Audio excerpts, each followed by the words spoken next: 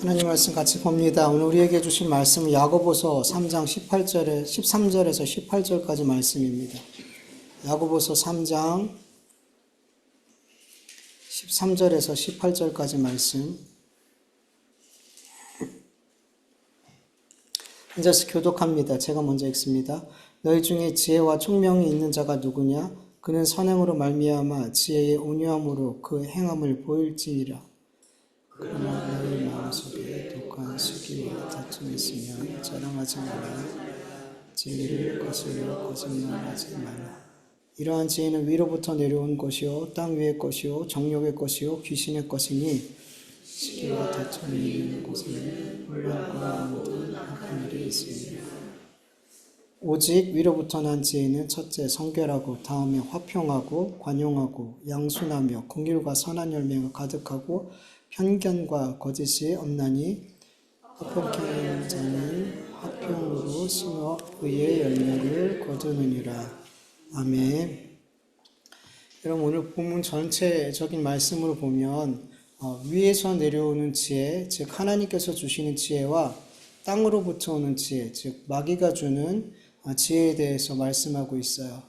여러분 하나님께서 주시는 지혜와 그리고 땅으로부터 오는 마귀로부터 오는 지혜, 이게 어떻게 분별할 수 있을까요? 우리 13절 같이 한번 읽어볼게요. 너희 중에 지혜와 총명이 있는 자가 누구냐? 그는 선행으로 말미암아 지혜의 온유함으로 그 행함을 보일지니라. 아멘. 만일 우리 안에 하나님께로부터 위로부터 오는 지혜가 우리 안에 있다면 그 지혜는 뭘로 나타날까요? 선한 행함으로 나타나게 된다는 거죠. 우리가 지난주에 말씀 나눴던 것처럼 우리 안에 있는 믿음이 참 믿음이라면 그 믿음은 뭘로 나타나요? 믿음의 행위로 반드시 드러나게 된다 그랬잖아요. 마찬가지 우리 안에 하나님께서 주신 지혜, 위로부터 오는 지혜가 있다면 선한 행함으로 나타나게 된다는 거죠. 위로부터 오는 지혜, 그것으로 말미암아 우리가 선한 행위를 드러내게 되는데 구체적으로 어떤 행위로 드러나게 되는지에 대해서 17절에서 18절 이렇게 나오고 있어요. 같이 읽어볼게요. 오직 위로부터 난 지혜는 첫째 성결하고 다음에 화평하고 관용하고 양순하며 긍휼과 선한 열매가 가득하고 편견과 거짓이 없나니 화평하게 하는 자들은 화평으로 심어 그의 열매를 거두느니라. 아멘. 오늘은 위로부터 오는 지혜에 대해서 우리가 같이 말씀을 나눌 건데 아마 다 나누지는 못하고 다음 주까지 연결해서 말씀을 나누게 될 거예요. 여러분 위로부터 오는 지혜는 첫 번째 어떤 삶을 살게 된대요? 어떤 선한 삶을? 성결한 삶을 살게 한다 그래요. 여러분 성경이라는 헬라어 단어의 뜻은 순결한, 깨끗한, 때묻지 않은, 흠없는 등의 의미를 가지고 있어요. 여러분 위로부터 온 지혜를 받은 자들은 성결한 삶, 깨끗하고 순결하고 흠없는 삶을 살아간다고 말씀하고 있어요. 헬라어 그 원문을 보면은 이 성결이라는 단어 앞에 man이라는 헬라어 단어가 붙어 있어요. 이 man이라는 단어의 뜻은 진실로, 반드시, 확실히 라는 의미예요. 즉 하늘로부터 온 하나님께서 주신 지혜를 받은 자들은 반드시 진실로 확실히 성결의 삶을 산다고 말씀하고 있더라는 거죠. 여러분 이 말씀을 잘 이해해야 돼요. 여러분 성결의 삶이 어떤 삶이에요? 여러분들이 생각하시는 성결의 삶이 어떤 삶이에요? 여러분 우리가 이 말씀처럼 이 성결이라는 이 단어처럼 우리의 삶이 정말 점도 없고 흠도 없고 깨끗하고 순결한 그런 삶을 지난주만 돌아봐도 우리가 그런 삶을 살았나요? 못 살았죠. 만약에 그런 의미에서 우리가 성결의 삶을 살았다라고 말한다면 우리 그리스도인들 중에 성결한 삶을 사는 사람은 없어요. 그렇죠? 없어요. 그런데 성경은 위로부터 온 지혜를 받은 자들은 반드시 성결의 삶을 산대요. 반드시. 근데 우리의 삶은 우리가 생각하는 그 성결의 삶은 우리 못 살아낸단 말이죠. 여러분 우리가 생각하는 그 점도 없고 흠도 없는 그 삶을 살아낸 분은 오직 한 분밖에 안 계세요. 누구예요? 예수 그리스도. 예수 그리스도만이 죄도 없으시고 점도 흠도 없으신 순결하고 깨끗한 삶을 살아가셨단 말이죠. 그 예수님이 누구를 위해서? 우리의 죄를 위해서 십자가에 죽으시고 우리의 점이 되시고 우리 흠이 되시고 우리의 죄가 되셔서 십자가에 죽으심으로 말미암아 그 예수 그리스도를 믿을 때 하나님은 우리를 어떻게 보시는 거예요? 점도 없는 자로, 흠도 없는 자로, 깨끗한 자로 주님께서 성결한 자로 우리를 받으신다라는 거죠. 누굴 믿음으로? 예수 그리스도를 믿음으로. 여러분, 이처럼 예수 그리스도를 내 구주로 믿는 사람들은 어떤 삶을 살게 될까요?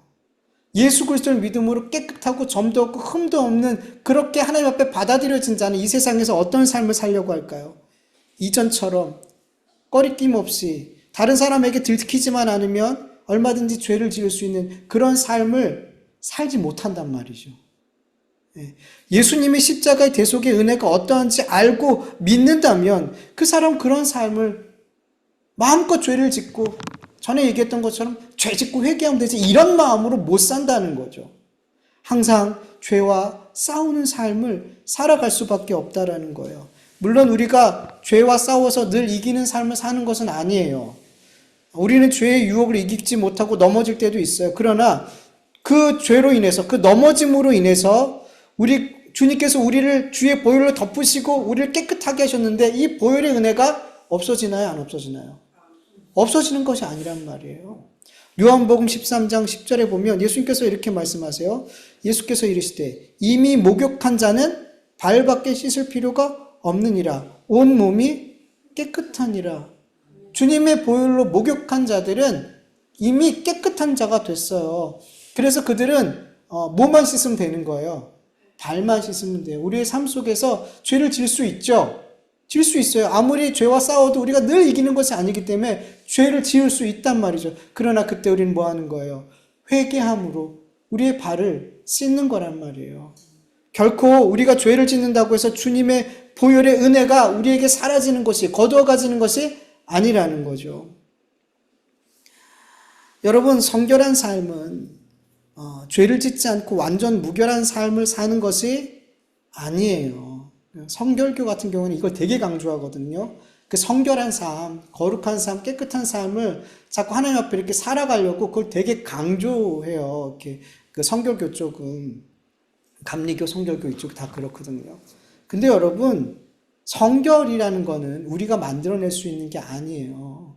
예수 그리스도를 믿음으로 말미암아 예수님의 그 점없고 흠없는 삶을 그 의를 우리에게 전가시켜 주심으로 우리가 성결하고 점없고 흠없는 자로 받아들여지는 거란 말이에요. 그 은혜를 아는 자들이 죄와 싸우는 삶을 살아가는 거예요. 혹 죄를 짓더라도 회개하며 다시 돌이켜 죄와 싸우는 삶을 끊임없이 살아가게 되는 거예요. 이 삶을 전체로 성결의 삶이라 그러는 거예요.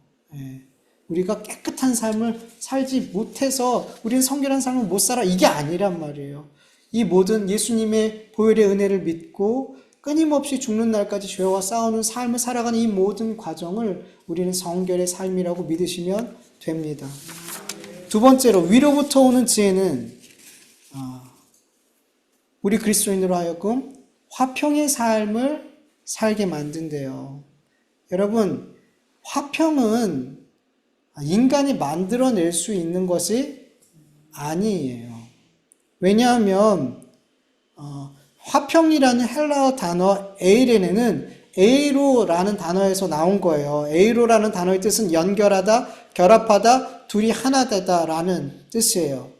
여러분, 성경에서 보면 화평은 결국 나누어진 것이 하나로 연결되어지는 상태, 하나 된 상태를 말하는 거예요. 화평이라는 건. 근데 여러분, 하나님과 우리가 죄로 인해서 화평의 관계가 깨졌잖아요. 하나님과 우리가 죄로 인해서 아담과 하와가 선악과를 먹음으로 이 세상에 죄와 사망이 들어옴으로 말미암아 하나님과의 화평의 관계가 깨졌어요. 둘로 나눠졌단 말이에요. 하나 되지 못하게 되었단 말이에요. 더 나아가서 하나님과 원수됐다 그러죠. 원수되었단 말이에요. 그래서 여러분, 하나님과 우리의 사이가 죄로 인해서 원수의 관계가 됐기 때문에 우리 인간 안에는 화평이 있을 수가 없어요. 평화가 존재할 수 없어요. 여러분, 사람들끼리 아무리 서로 잘 지내고 전쟁이 없고 뭐 이런 화평의 상태가 있는 것처럼 보여도 그건 화평의 상태가 아니에요. 진짜 화평은 하나님과 우리가 다시금 하나 되고 연합되어진 상태가 되어야만 우리는 화평이라는 단어를 사용할 수 있는 거예요. 근데 문제는 죄인된 우리로서는 하나님과 화평할 수가 없더라는 거죠. 우리가 먼저 하나님께 손 내밀고 하나님 화평합시다. 악수할 수 없더라는 거죠. 죄인이기 때문에. 그래서 누가 하셔야 돼요? 하나님께서 하셔야 돼요. 하나님께서 우리와 화평하려고 하나님이 먼저 손 내미셔야 되는 거예요. 그 손 내밈이 뭘로 나타난 거예요? 예수 그리스도를, 독생자 예수 그리스도를 이 땅에 보내신 것으로 나타나게 된 거예요. 그래서 성경은 예수님을 뭐라고 표현하냐면 화평의 왕 이렇게 말씀하고 있어요. 이사야서 9장 6절에서 7절 세 번역성으로 같이 한번 읽어보죠. 한 아기가 우리를 위하여 태어났다. 우리가 한 아들을 모셨다. 그는 우리의 통치자가 될 것이다. 그의 이름은 놀라우신 주원자, 전능하신 하나님, 영존하신 아버지, 평화의 왕이라 불릴 것이다. 그의 왕권은 점점 더 커지고 나라의 평화도 끝없이 이어질 것이다. 그가 다윗의 보좌와 왕국 위에 앉아서 이제부터 영원히 공평과 정의로 그 나라를 굳게 세우실 것이다. 만군의 주님의 열심히 이것을 반드시 이루실 것이다. 아멘. 하나님께서 평화의 왕을 이 땅에 보내셔서 그 평화의 나라를, 끝도 없는 평화의 나라를 만드신다고 약속하셨어요. 하나님의 열심히 이것을 반드시 이루신다고 약속하셨어요. 그래서 이 땅에 누가 오신 거예요? 예수님이 오신 거예요. 그래서 하나님께서 그 약속을 지키시고자 예수님을 보내신 거예요.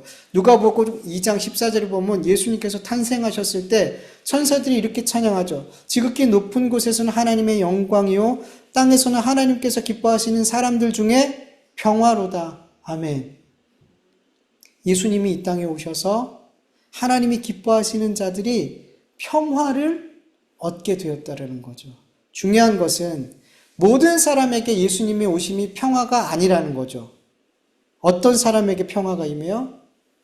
하나님이 기뻐하시는 자들에게만 평화다라고 분명하게 말씀하고 있어요. 예. 하나님께서 기뻐하시는 자들만이 이 땅에 평화의 왕으로 오신 예수님을 마음으로 믿고 모시게 되는 거예요. 그리고 그들만 하나님과 평화의 관계를 누릴 수 있게 된다는 거죠. 여러분, 믿음은 모든 사람의 것이 아니에요. 구원도 모든 사람의 것이 아니에요. 평화도 모든 사람이 누릴 수 있는 것이 아니에요. 오직 예수, 평화의 왕으로 오신 예수 그리스도를 믿는 자만이 하나님과 평화를 누리고 이 땅에서 그리고 앞으로 영원토록 평화로 다스리는 그 나라에 들어갈 수 있게 되는 줄 믿으시길 축원합니다. 여러분, 예수님으로 말미암아 평화, 하나님과의 화평이라는 선물을 받은 자들은 구체적으로 이 땅에서 그 평화를 어떻게 누리며 살까요? 여러분, 구약 성경에서 평화, 이거 어떤 단어죠? 구약 성경에서 평화, 샬롬, 인사, 히브리 사람들 인사, 샬롬.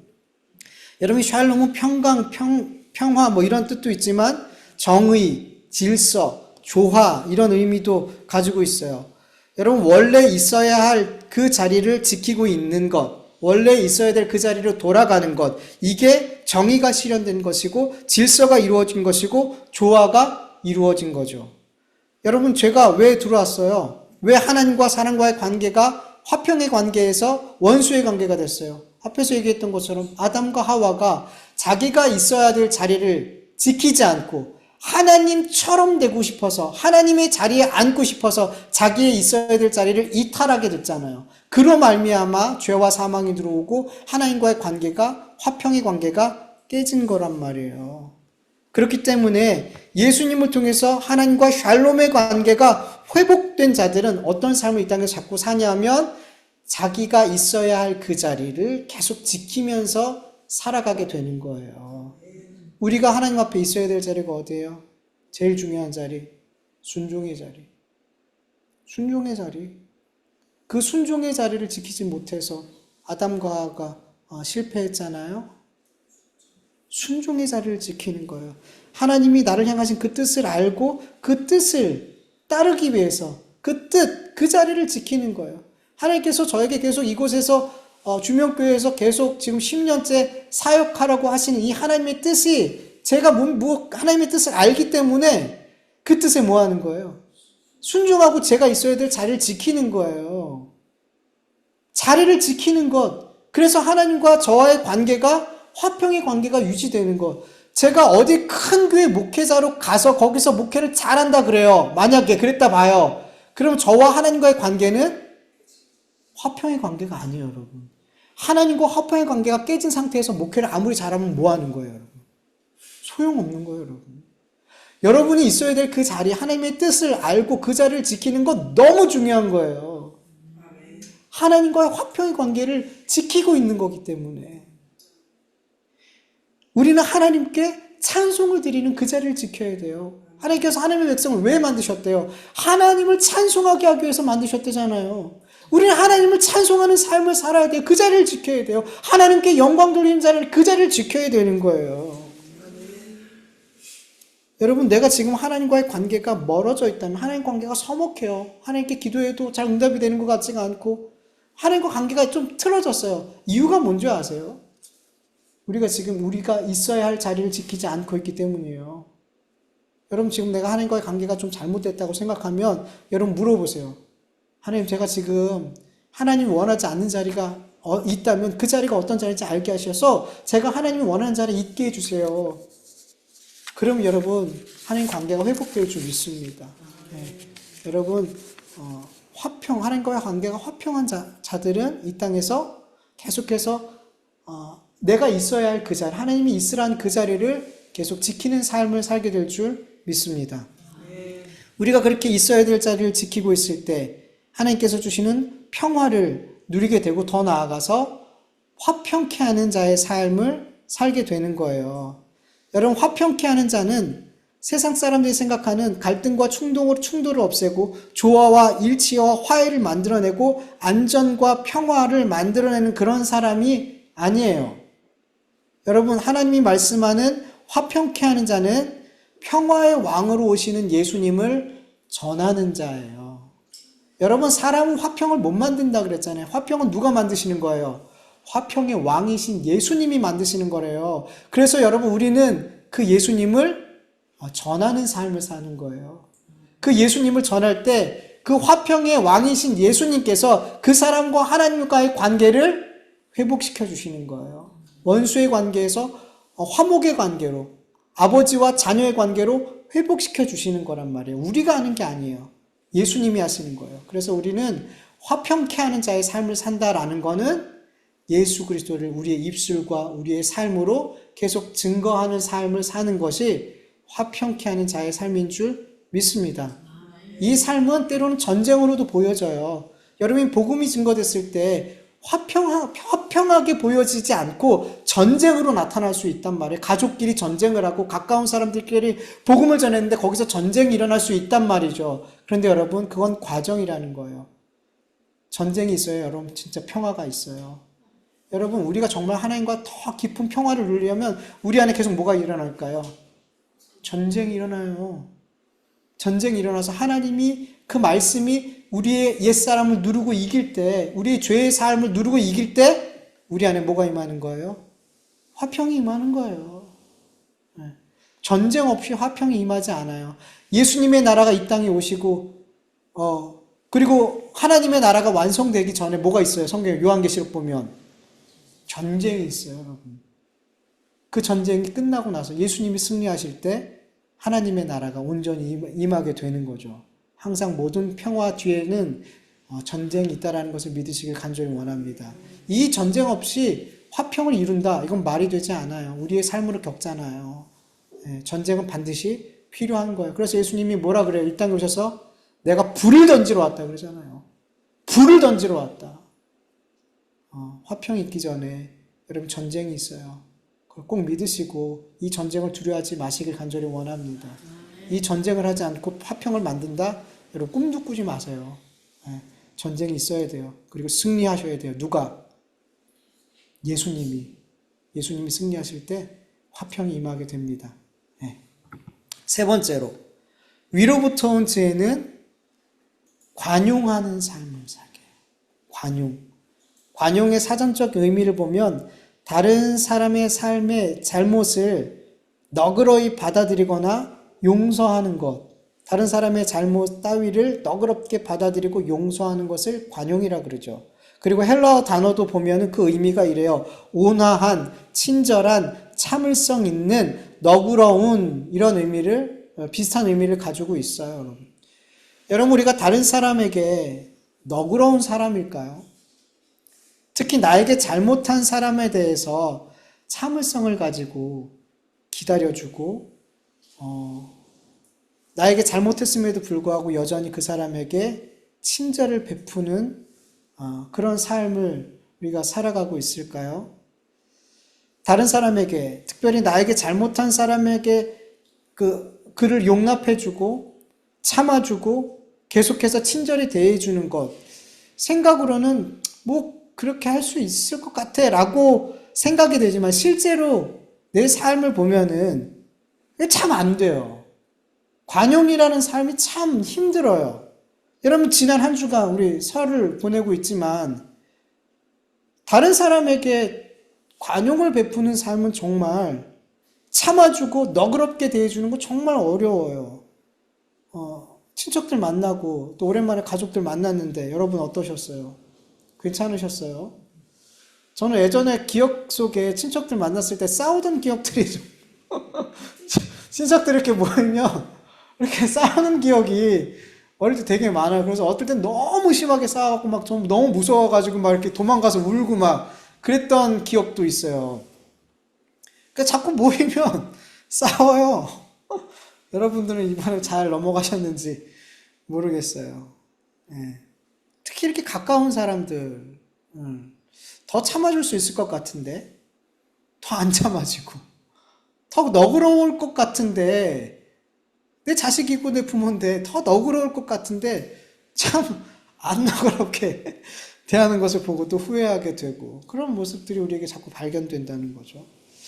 여러분, 겉으로는 그런 척 행동할 수 있어요. 내가 굉장히 괜찮은 척, 굉장히 너그러운 사람인 척, 그럴 수 있어요. 근데 속으로는 안 그렇다는 거죠.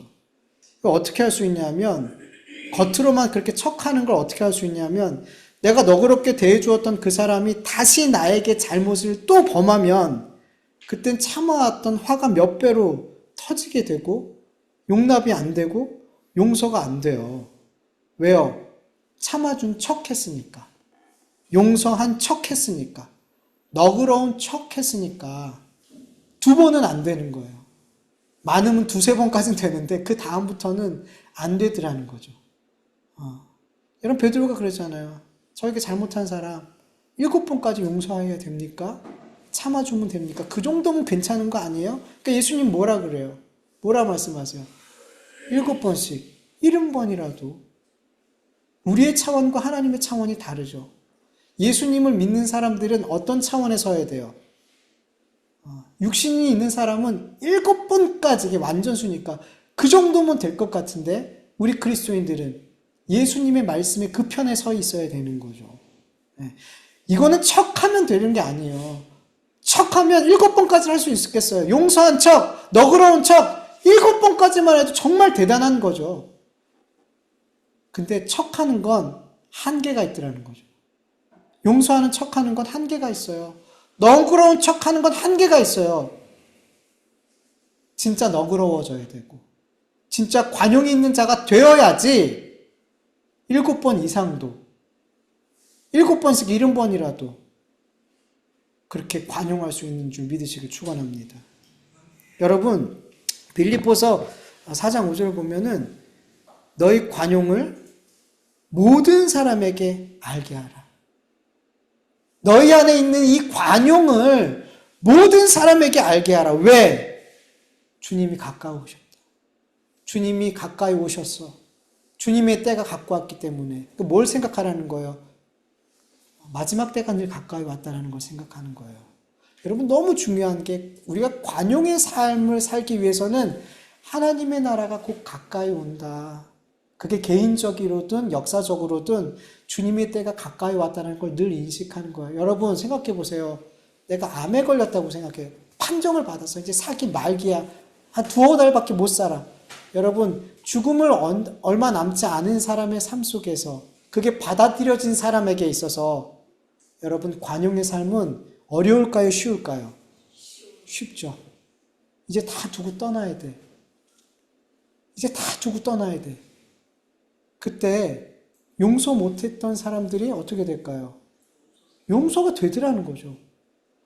제일 후회가 되는 게 사랑하지 못하며 살았던 거.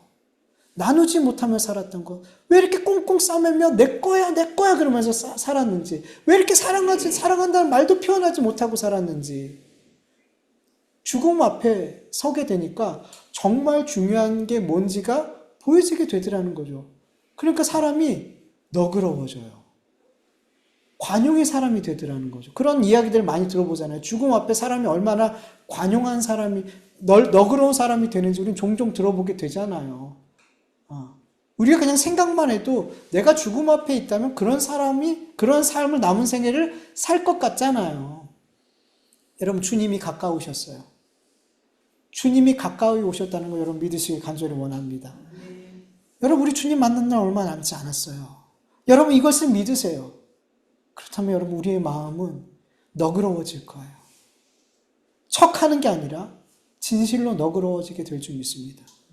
그리고 우리가 관용의 삶을 살 수 있는 중요한 두 번째 이유는 우주보다 더 넓으신 하나님의 마음으로 하나님께서 우주보다 더 큰 죄악을 품고 있는 우리를 품어주셨다라는 거죠. 우리를 용납해 주셨다라는 거예요. 하나님께서 우리의 죄를. 네. 여러분, 여러분의 삶을 보세요.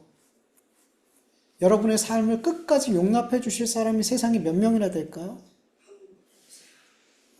별로 없을 것 같죠? 내 있는 것들을 다 보여주고 나를 용납해 줄 수 있는 사람은 그렇게 많지 않을 거예요.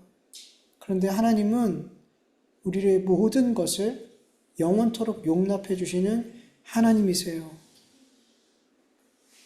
그 은혜를, 그 사랑을 우리가 믿는다면, 그게 정말 믿어진다면 우리는 관용의 삶을 살아갈 수 있게 되는 거예요. 여러분 만달란트 빚진 종이 있었잖아요. 그 만달란트를 갚을 수가 없어서 임금에게 사정하죠. 그러자 임금이 어떻게 해요? 불쌍히 여겨주고 그 모든 빚을 탕감해 줬어요. 얼마나 기뻤을까요? 그때 이 만달란트 빚진 종이 밖으로 나가서 동료를 만났는데 동료가 몇 데나리온 빌렸어요. 자기한테 100데나리온밖에 빌리지 않았어요. 갚을 수 있는 돈이죠, 충분히. 근데 지금 돈이 없어서 못 갚았어요. 그러니까 어떻게 해요?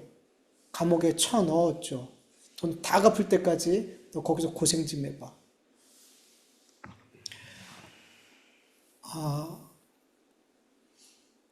임금에게 1만 달란트를 방금 용서받았는데, 탕감받았는데, 100데나리온 빚진 그 동료를 용서하지 못한 건, 임금의 그 관용으로 받지, 은혜로 받지 못했기 때문이에요. 예. 여러분, 우리 그리스도인들이 이 땅에서 관용의 삶을 살 수 있는 정말 중요한 이유는 하나님께서 만달란트 빚진 자 같은 종처럼 갚을 수 없는 우리의 허물과 죄를 덮으시고 우리를 너그러이 받아주셨더라는 거죠. 예.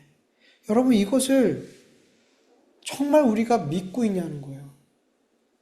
우리가 정말 이것을 정말 내 마음에 감사함으로 날마다 받고 있냐는 거죠. 하나님이 나를 용납하셨다. 너그러이 받아주셨다.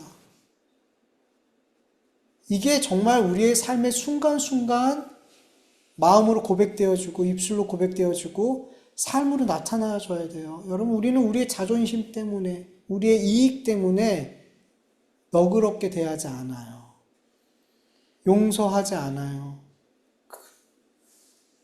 근데 내가 받은 은혜가 어떤 건지 안다면 왜 용납 못할까요? 왜 너그럽게 대하지 못할까요, 여러분? 내가 받은 은혜가 어떤 건데. 정말 그걸 믿냐는 거예요. 성경 계속 그걸 말씀하고 있어요. 너 그거 진짜 믿니? 하나님이 너를 어떻게 너 그렇게 받아주셨는지, 너를 어떤 죄를 용서하셨는지, 너 그거 진짜 믿니? 이거 성경에서 얼마나 우리한테 묻고 있는지 몰라요. 근데 우리는 알아요. 안다니까, 하나님. 예수님이 나를 위해서 십자가에 죽으신 거 우리 안다니까요. 나를 죄악에 가는, 지옥에 가는 내 삶을 건지셔서 천국에 가게 하신 거 안다니까요, 하나님. 알아요. 근데 용서 안 해. 알아요. 그런데 참지 못해. 너그럽게 대하지 못해.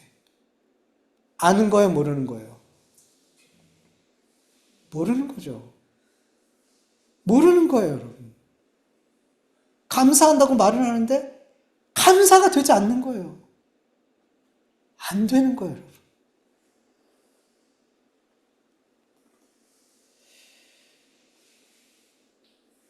여러분, 주님은 우리의 관용의 삶을 모든 사람에게 나타내라 그러고 있어요. 여러분, 멀리부터 마시고, 여러분 가족들에게 먼저, 여러분 가족 친척들에게 먼저 우리 안에 두신 이 관용의 은혜를 받은 이 은혜를 나타낼 수 있길 간절히 축원합니다. 멀리도 아니에요. 오히려 멀리 있는 사람한테 더 그런 척을 해요. 오히려 멀리 있는 사람한테는 더 너그러운 척, 관용하는 척을 해요. 척이라도 해줘요. 근데 가까이 있는 가족들에게는 척도 안 해줘요.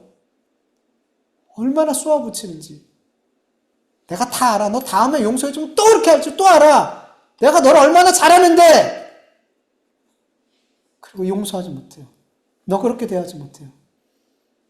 여러분, 멀리가 아니라 가장 가까이 있는 사람들에게 여러분의 관용을, 우리 안에 있는 관용의 은혜를 흘려보낼 수 있길 간절히 원합니다.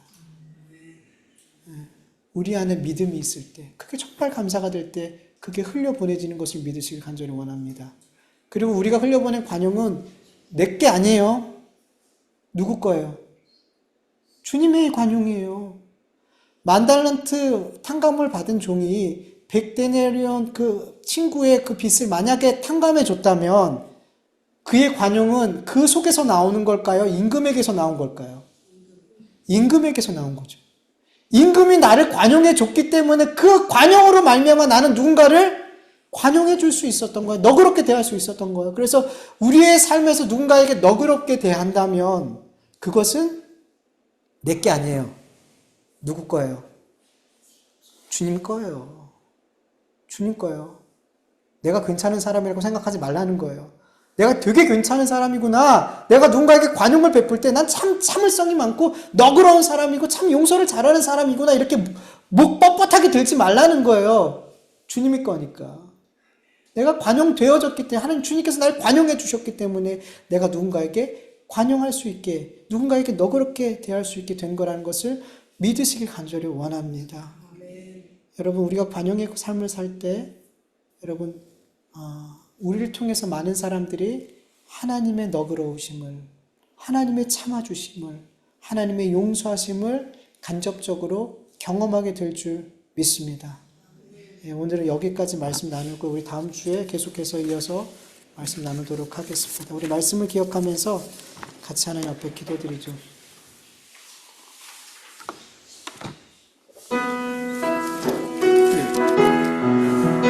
아버지 하나님 감사합니다. 오늘도 하나님의 귀한 말씀을 나누게 하여 주셔서 감사합니다. 하나님, 이 말씀이 오늘도 우리에게 생명이 되게 하여 주시옵시고 우리에게 능력이 되게 하여 주시옵시고 아버지, 이 예배의 자리를 떠나서 아버지 여전히 예수님께 붙들려 있는, 말씀에 붙들려 있는 삶이 되어질 수 있도록 주님 역사하여 주시옵시기 간절히 원합니다. 하나님, 우리가 말씀을 듣고 아직 금방 잊어버리고 불순종하고 이 말씀을 정말 세상에 좋은 말 듣는 것처럼 여기지 않게 하여 주시옵소서. 이 말씀이 생명임을 믿게 하여 주시옵소서. 이 말씀이 능력임을 믿게 하여 주시옵소서. 아버지, 이 말씀을 영원한 생명의 말씀으로 받고 아버지 생명을 누리는 삶을 살 수 있도록 주님 순종할 수 있도록 역사하여 주시옵소서 간절히 원합니다.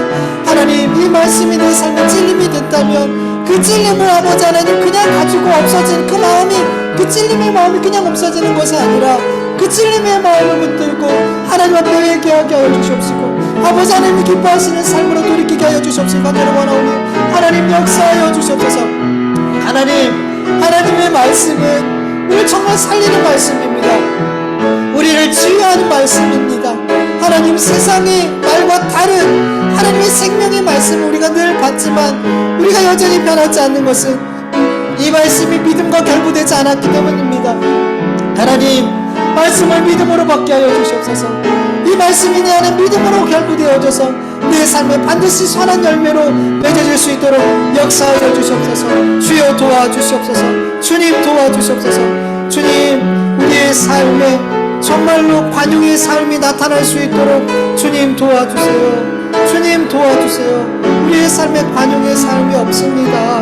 하나님, 우리 안에 정말 관용의 삶이 있게 하여 주시옵시고 성결한 삶이 반드시 나타나게 하여 주시옵시고 아버지 안에 화평의 삶이, 화평케 하는 삶이 나타날 수 있도록 도와주시옵소서. 감사하며 예수님의 이름으로 기도합니다. 하나님 아버지, 감사합니다. 오늘도 하나님 앞에 함께 모여 귀한 예배 올려드릴 수 있도록 도와주심을 감사합니다. 우리의 예배가 예수 그리스도의 보혈을 통과하여서 아버지 앞에 흠없고 점없는 예배로 올려드리게 하여 주시옵시고 우리의 연약한 기도가 하나님 앞에 들려질 때 우리에게 가장 선한 응답으로 임하게 될 줄 믿습니다.